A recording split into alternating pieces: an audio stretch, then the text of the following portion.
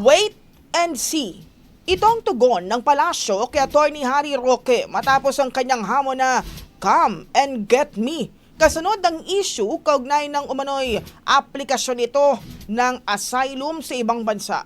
Ayon kay PANAS Press Officer Claire Castro, kasalukuyang naghihintay ang Department of Justice ng formal na abiso o kumpirmasyon hinggil sa asylum status ni Roque. Matapos namang paunahin o punahin ni Roque ang umano'y kahinaan ng intelligence information ng pamahalaan at sabihing galing lamang ito sa isang chismosang Dutch. Iginit ang palasyo na hindi dapat baliwalain ang mga hakbang at kakayahan ng DOJ at Intelligence Committee.